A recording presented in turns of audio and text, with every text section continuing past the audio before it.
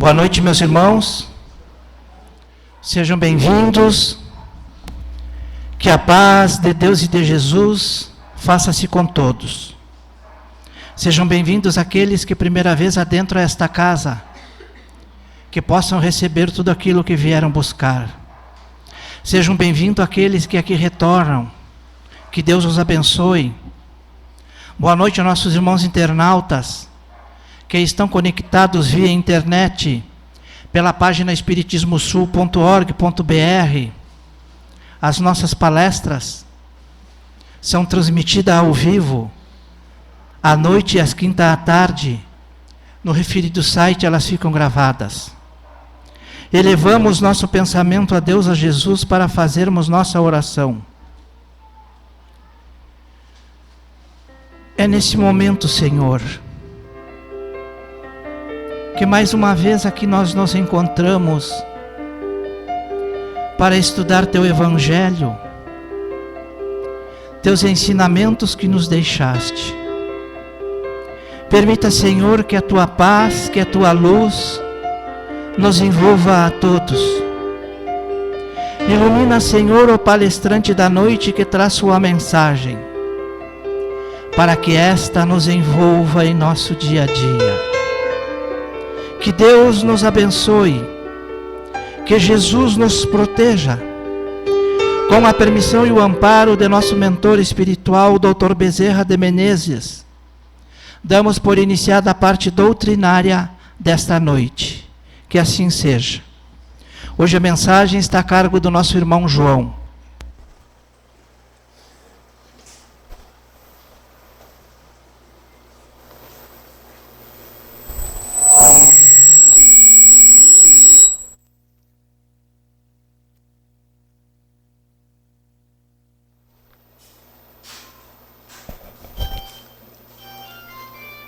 Boa noite, meus irmãos. O tema da nossa reflexão da noite trata-se da exaltação à vida. Quando preparei esse tema, vou confessar-lhes, eu jamais poderia imaginar que esse tema dessa noite, da reflexão, pudesse estar ligado a alguma outra coisa que não fosse o próprio tema, o estudo, a pesquisa das obras das quais eu tirei esse tema, que é com exaltação à vida. Quando pensamos nesse tema, uma reflexão profunda nos toma conta. Que vida estamos falando? O que é vida? O que é vida, afinal? Para nós que estamos aqui, fazendo este estágio na Terra, encarnados todos, cumprindo os desígnios do nosso Pai, do nosso Criador. Exaltai a vida no sentido material, com vistas ao sentido espiritual da vida. Porque já sabemos que a vida não se resume, nunca se resumiu e nunca estará resumida a esta única passagem que estamos tendo nesta oportunidade aqui na Terra. Esta é uma das passagens, é uma das vidas que temos na carne, das sucessivas vidas que vivemos e que ainda vamos viver como espíritos imortais que somos. Nós vamos ver no final a ligação que tem uma outra situação da nossa vivência, da nossa vida, do que está acontecendo conosco, com as nossas vidas, com as vidas dos nossos filhos, dos nossos netos, dos nossos queridos, que muito amamos, e que ainda não compreenderam o verdadeiro sentido da vida. E nem nós mesmos conseguimos nesta vida ainda compreender o significado da imensa bondade divina ao nos conceder esta vida, esta existência. Quando nós compreendermos, vamos ver o quanto andamos equivocados todos nós que aqui na Terra estamos equivocados no sentido da nossa vida.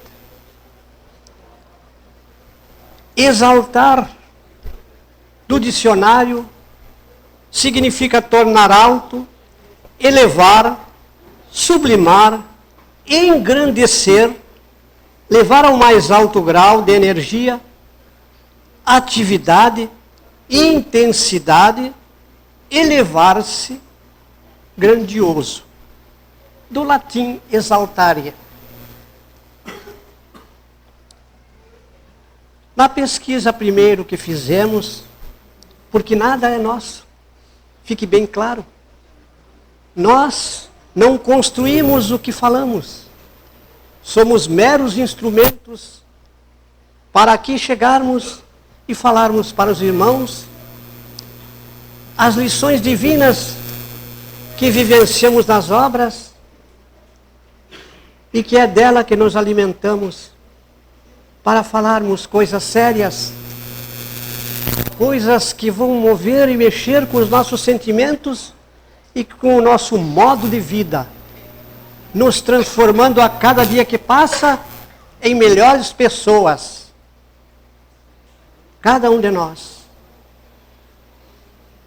é um simples instrumento, imperfeito, ainda, mas a serviço, mas em trabalho, para poder resgatar um pouco dos débitos que tem e que são grandes.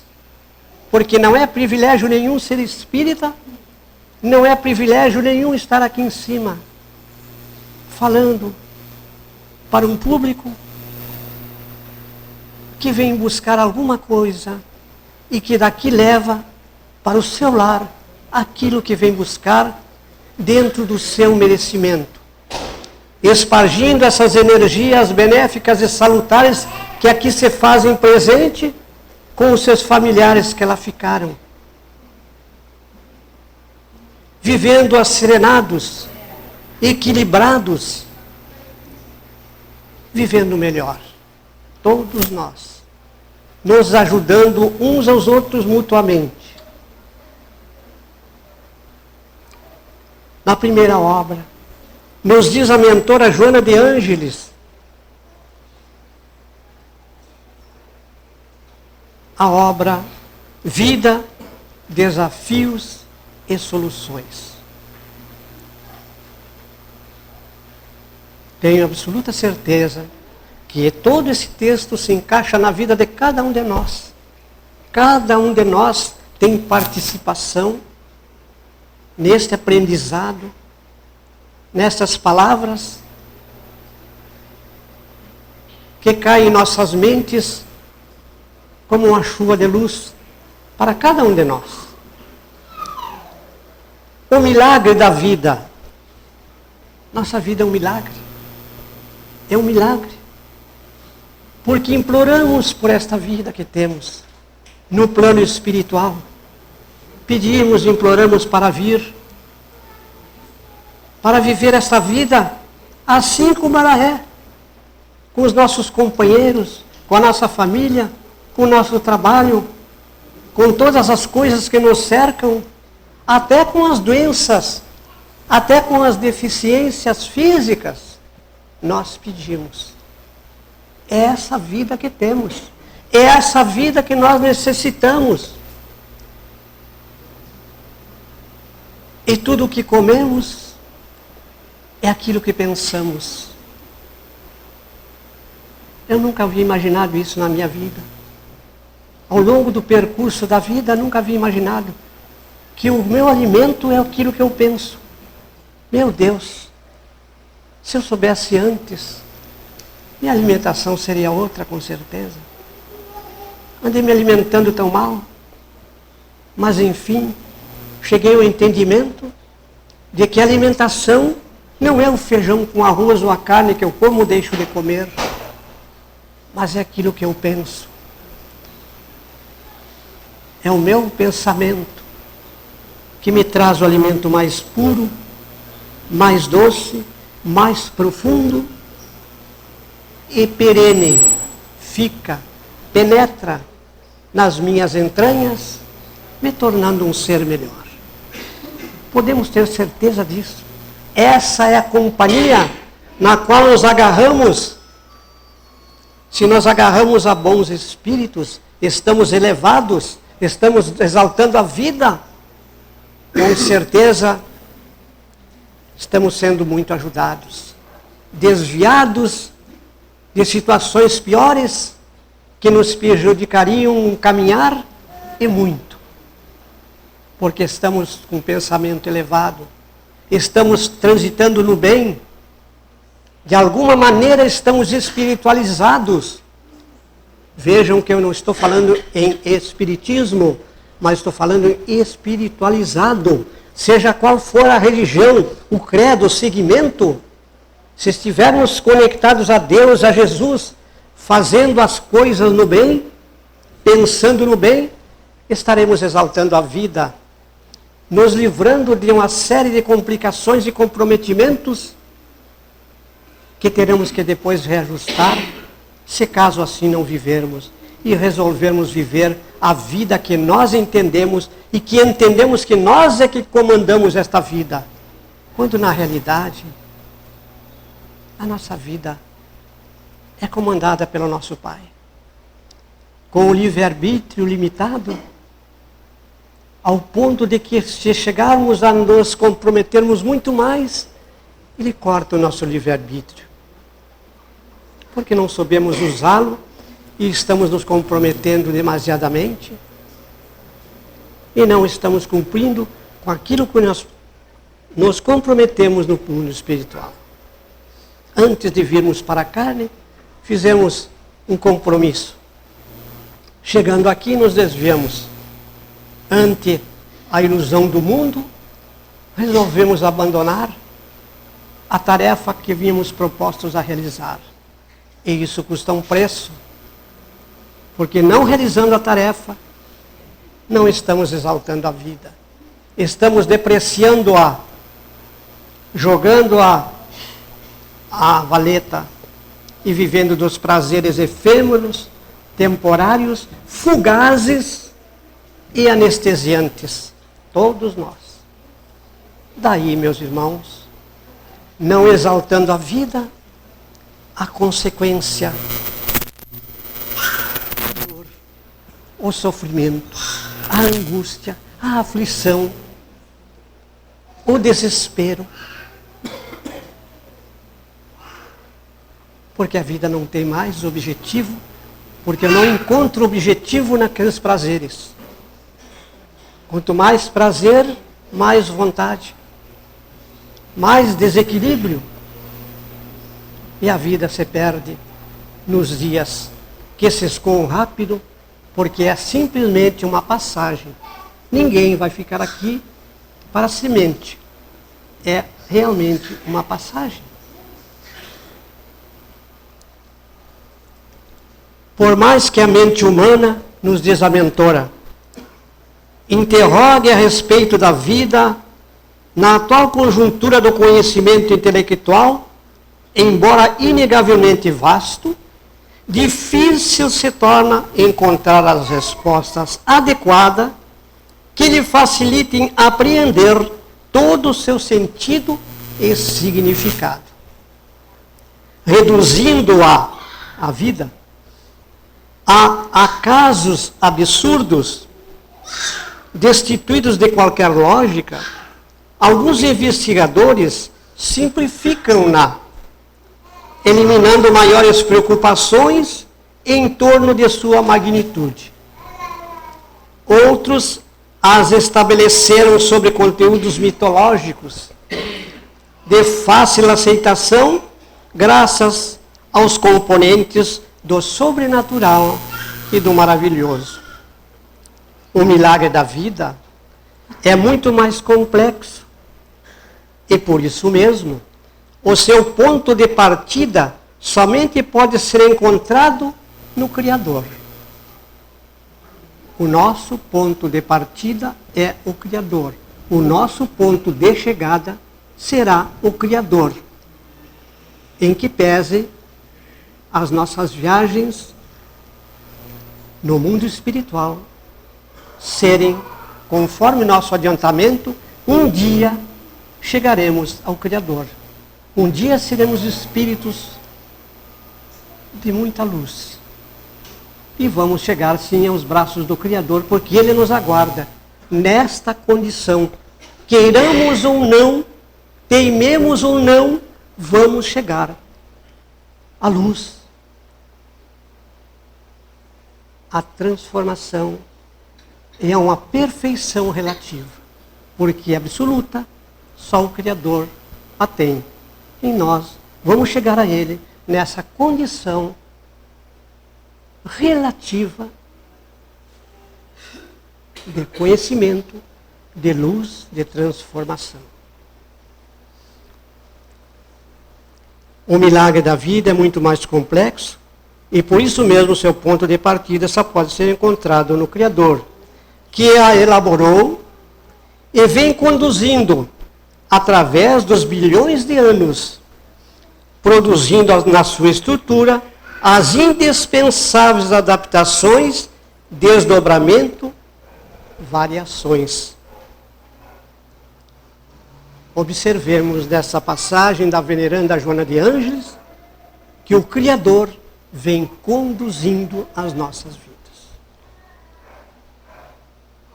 Tudo que aí está sobre a ordem, criação do nosso Pai. Não cai um fio de cabelo da nossa cabeça que Ele não saiba. Não cai uma folha de uma árvore lá fora que Ele não tenha conhecimento. É o Criador. É o provedor da vida. O que significa dizer que essa vida não é minha. Embora eu entenda que eu tenha que vivê-la, ela não me pertence. Ela me foi emprestada por misericórdia divina, porque eu pedi, eu implorei para aqui reencarnar, resgatar os meus débitos e progredir. Esta é a finalidade e o objetivo da vida. O objetivo da vida sublime é bem simples, mas complicado para nós, nessas alturas do desenvolvimento intelectual em que estamos, e que a vida não depende do desenvolvimento intelectual propriamente dito, mas depende do desenvolvimento moral de cada um de nós. Para isso, precisamos servir. Aquele que quiser ser o maior, seja o menor. Jesus nos disse, está no seu Evangelho, seja o menor. Sirva, aprenda a servir, a ser útil, a ajudar, porque o universo todo é uma harmonia, é uma sinfonia de confraternização, de uma permuta instantânea, é um dar e receber contínuo. Se nós nos desequilibramos com essas leis divinas, sofremos. Mas essa dor não é uma punição, é uma educação. Ela é educativa. Nos mostra que, se fizermos de novo, se incorrermos no erro novamente, formos reincidentes, vamos sofrer sim. E nós, já um pouco educados, já um pouco sabendo, não vamos querer nos comprometer mais, porque chega de sofrimento. Afinal de contas, eu quero ser feliz. Eu quero viver bem. Eu quero paz. Tudo isso é uma conquista que custa ajudar o próximo, a servir, a ter piedade, a ter compaixão e a prestar atenção, não mais nas palavras, mas na ação que sai dessas palavras, que deverá sair dessas palavras no dia a dia de cada um de nós. É muito lindo eu ler essas passagens, é muito lindo eu ser espírita e vir aqui dizer, meus irmãos, fora da caridade não há salvação. E os irmãos por acaso me encontram na rua, na cidade, e me veem de braços cruzados. Está lá o homem que está falando na caridade, ela não faz nada. Está dormindo. Ele disse para nós que a caridade salvava e ele não faz nada. Alguma coisa está errada. Há um equívoco. Jesus não só falou no Evangelho, ele agiu, fez toda a caridade possível. E mesmo assim nós, humanidade, o crucificamos. E ele não devia nada. E sofreu. Nós temos uma dor de dente e gritamos dia e noite, achando que Deus está nos castigando pela dor. E ele na última hora, na cruz, Pai, perdoai-os. Eles não sabem o que fazem. Pediu perdão por nós. E nós vivemos enganados, porque os segmentos religiosos nos dizem que basta pedir perdão para ser salvo. Não há necessidade de resgatar. A dor que eu fiz o irmão sofrer, não há necessidade nenhuma. Basta eu pedir perdão para Deus que eu estou salvo. Não preciso fazer nada. É a lei, a ordem do comodismo, sem que eu procure me melhorar. Procure ver que eu fiz ele chorar. A família, causei mal, e eu tenho que reparar. Mas ele já se foi, não está, mas nem sei onde anda. Muito bem. E o resto dos teus irmãos em humanidade? Acaso nenhum deles precisa de ti? Tu é tão inútil que não pode dar um abraço? Tu é tão sem valor que não pode dar uma palavra?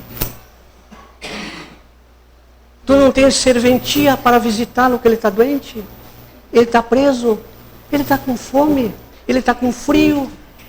O outro está com sede? E tu? Não pode fazer nada? Porque dissestes que não tem dinheiro? Mas o dinheiro é caridade material. A caridade moral, a da fraternidade, é a do amor, do carinho. Aquele amor que Cristo teve por nós, doando a sua vida na cruz. Essa é a caridade em ação. É um bem efetivo próximo. Que saiu de mim, que é a única coisa que eu tenho. Eu não tenho nada. É a única coisa que eu tenho, é uma palavra. E eu dou essa palavra. Ela é minha, eu dou a palavra. Estima a tua melhora, meu irmão. Que tu melhore. Isso não é nada, isso vai passar. Uma palavra de conforto é a doação que eu passo para o outro, a única coisa que eu tinha naquele instante. Então, eu não tenho nada. O que eu tenho são posses transitórias e que aqui vão ficar. Porque de mim mesmo, eu tenho só aquilo que eu dou. Que eu consigo doar, que eu consigo transferir de mim mesmo, do meu sacrifício, das minhas horas. Nesse sentido, eu estou efetivamente já buscando exaltar a vida. A vida tem sentido, a vida tem objetivo, finalidade, transcendente à carne, a esse corpo de carne e osso. Transcende, vai além, é uma ligação com Deus e com Jesus. É a satisfação de fazer o bem, de prestar a caridade, de ajudar o quanto puder. Nenhum de nós vai fazer o sacrifício que fez o nosso irmão Francisco de Assis. Não é isso que estamos pedindo.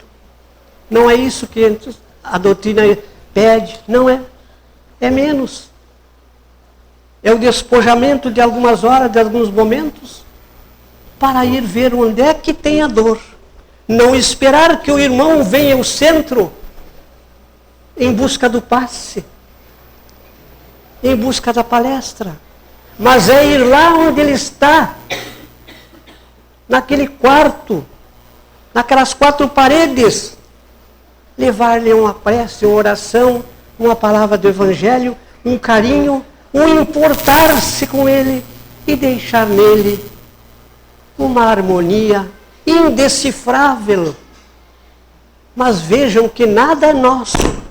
É o nosso Pai permitindo, é Jesus nos conduzindo para que façamos estas ações benéficas no bem, a fim de que nós nos ajustemos com as leis que outrora transgredimos tantas vezes e que até perseguimos quem fazia o bem. Éramos perseguidores, com certeza, porque é tanta sede do Evangelho que muitos não imaginam.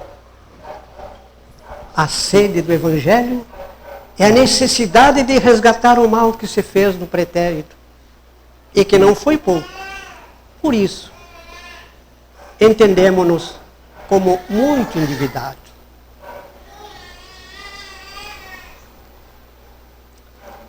No que diz respeito à vida humana, prossegue a mentora nos explicando. No que diz respeito à vida humana em si mesmo, decretamos sua gênese no psiquismo divino, que a concebeu e a inspira, proporcionando-lhe a energia de que se nutre, que a impulsiona ao crescimento através das multifárias reencarnações do espírito imortal, também denominado princípio inteligente do universo. Simples na sua constituição, liberta as complexidades que se lhe fazem necessárias para o crescimento, qual semente que se entumece no seio generoso do solo, a fim de alcançar o vegetal que é a sua finalidade, ora dormindo no seu íntimo.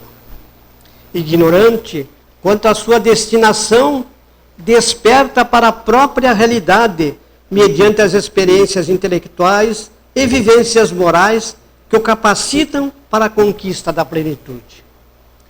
Esse processo de evolução, no entanto, é assinalado por desafios cada vez mais graves e significativos, quanto mais se desdobram as faculdades e o discernimento. Quanto mais eu entendo, quanto mais eu me aprofundo no conhecimento das leis divinas, mais eu tenho que entender as dificuldades pelas quais estou passando ou que terei que passar, porque elas são necessárias, todas elas provas necessárias ao meu burilamento, à minha elevação espiritual. Nada é por acaso, o acaso não existe.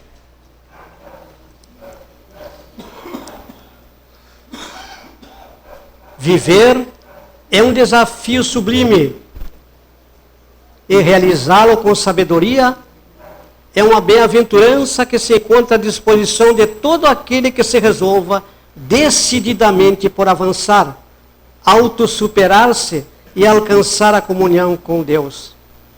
Viver é um desafio sublime e realizá-lo com sabedoria é uma boa aventurança.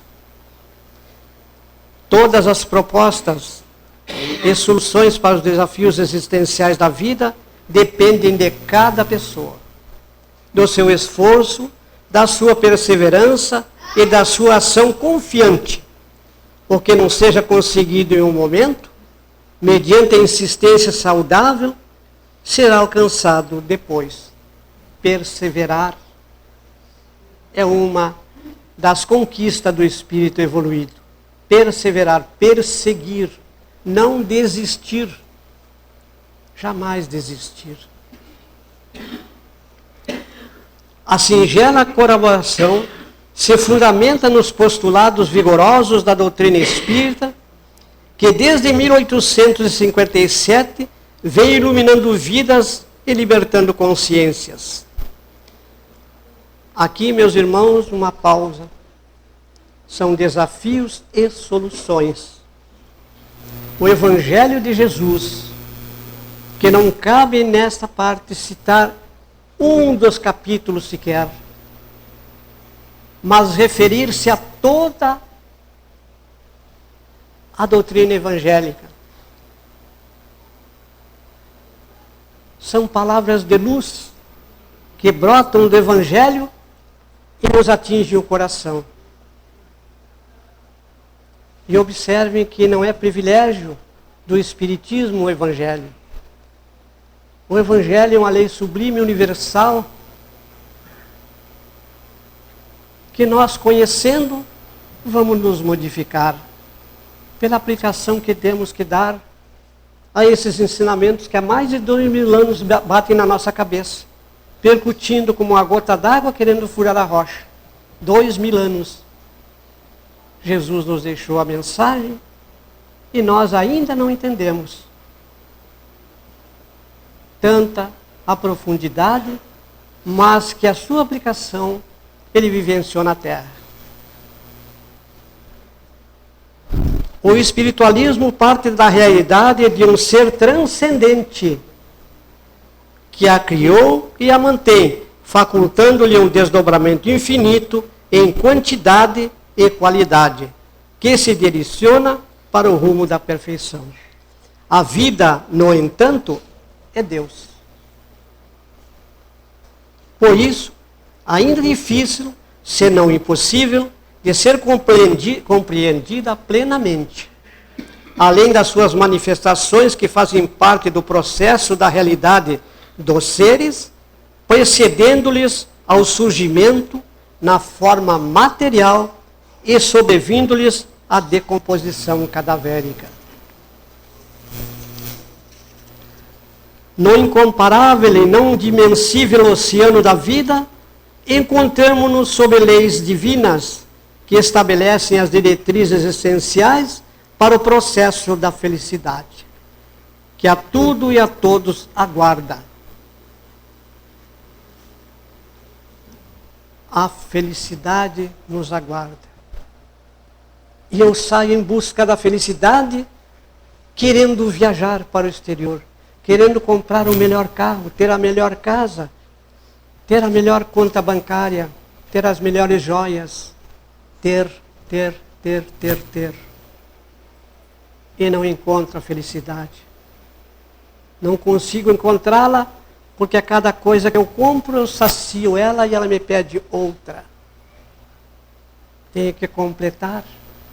Não me basta. É pouco. Preciso ter mais.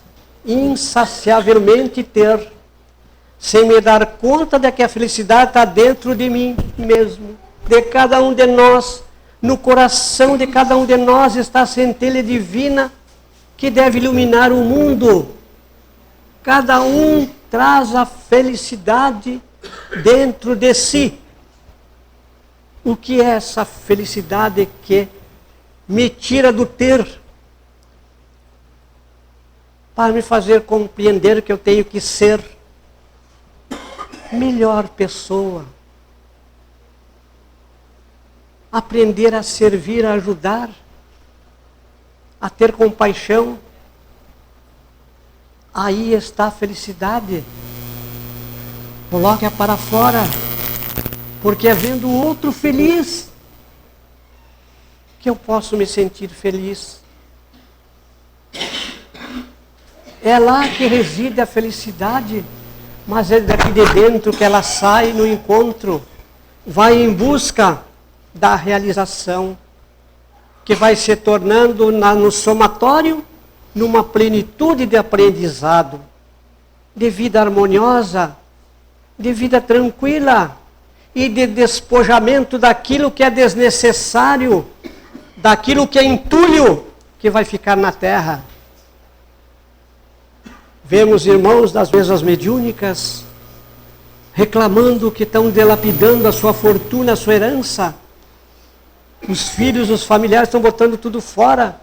Que ele, com tantos anos de trabalho, de sacrifício, conseguiu construir uma fazenda. E agora está vendo tudo dilapidado e ele está chorando no mundo espiritual. Mas o que ele vai fazer com os bois lá? Com as terras? Com as máquinas? Com o dinheiro? Se a moeda lá é outra. A moeda lá é outra. É o amor. É o amor que eu tenha dado. É aquilo que eu tenha feito pelo meu próximo. Esta moeda. É isto só que eu levo. E com isso eu transito por lá. Sabendo que eu já fui para o outro mundo. Não fico pensando no gado, na fazenda, achando que eu estou ainda aqui na terra. E que preciso desses animais, preciso do campo, ou do dinheiro, ou das máquinas. Outro dia, outro preocupado com a mala de libras que estava com ele. Que ele estava desesperado que não podia esconder aquela mala de libras. No plano espiritual. Sem se dar conta que havia desencarnado e que aquilo ali já não tinha mais valor nenhum. Imaginem a vida no mundo espiritual sem entender que já não pertence mais ao mundo material. O sofrimento, a angústia, o desespero e o não entendimento terrível por longos e longos tempos. Meus irmãos, vamos encerrar, porque o tempo nos chama. Mas eu quero, para finalizar, um minutinho só, dizer que quando havia escolhido o título, eu jamais imaginei que pudéssemos ter hoje um setembro amarelo. Olhem só, meus irmãos, nossos filhos entregues, nossos parentes, nossos irmãos, esposos, esposas, ceifando a vida. Vida esta que Deus lhe deu e que ainda não cumpriram a sua meta, mas resolveram extinguir a vida, achando que a vida é isto aqui. Ceifaram a vida. O suicídio, 32 pessoas morrem no Brasil, atualmente, suicidando-se. A morte pelo suicídio ultrapassou a morte pela AIDS e pelo câncer. Silencioso atacando as pessoas, as quais nós não nos importamos na nossa família muitas vezes, de ver um filho se está triste, se está alegre, se ele se fechou no quarto, se ele saiu, como é que está o seu comportamento, para ajudá-lo, porque ele não consegue falar que está com tendências suicidas. Perdeu, não encontrou o objetivo e a finalidade da vida e resolve aniquilar a vida ao invés de exaltar a vida. Dar sentido e objetivo, porque muitas vezes nós falhamos com eles, atendendo às nossas necessidades materiais. O pai e a mãe entregam o seu esforço do trabalho para ter um pouco mais de dinheiro, de valor, para ajudar na economia do lar. Esquecendo-se os filhos que Deus emprestou para cada um cuidar e depois devolvê-los sadios, melhores, pessoas que realmente possam compreender o valor e a realidade da vida. Portanto, meus irmãos,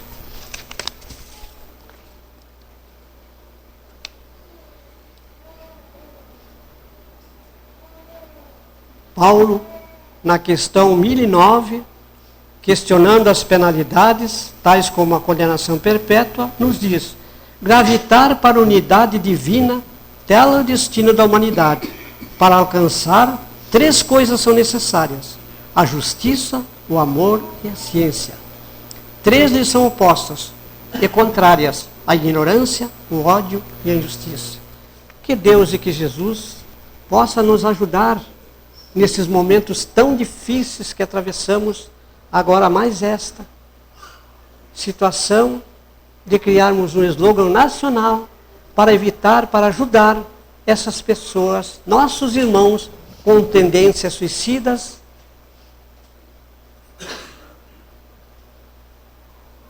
de forma clara, porque ainda existe um tema a ser exposto, provavelmente em outra doutrina, da questão do suicídio.